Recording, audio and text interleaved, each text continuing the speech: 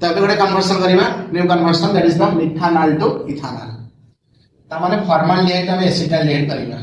तो same concept एटा देखो formaldehyde गोटे कार्बन अछि एसिटाल्डिहाइड दुटा कार्बन अछि तो कार्बन नंबर एटी इंक्रीज करै छी तो हम कहले केउ रिएक्शन दे गेले कार्बन नंबर बढ़ी जाए केउ रिएक्शन दे गेले कार्बन नंबर कमी जाए तो मन रखा पाई पड़िबो तो फॉर्माल्डिहाइड जदी हम कोन करबा ग्रिग्नेट्स रिएजेंट दे दबा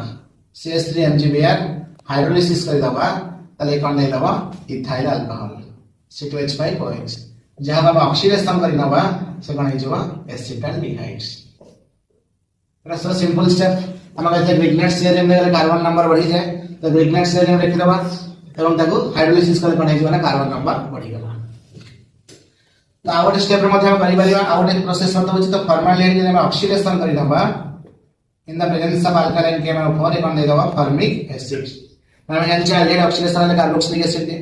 तो फॉर्मिक एसिड जदी हम कैल्शियम हाइड्रोक्साइड दे दबा तो 2 मोल्स का जाई तो एटा कोन हिजबा ना कैल्शियम फॉर्मेट्स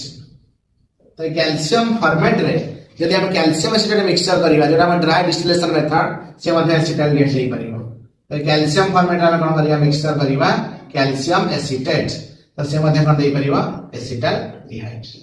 तो हम दुईटा प्रोसेस सिखे देले तो एटा ग्रिग्नेट्स रिएजेंट देले मध्ये एसिटाल्डिहाइड हे करूची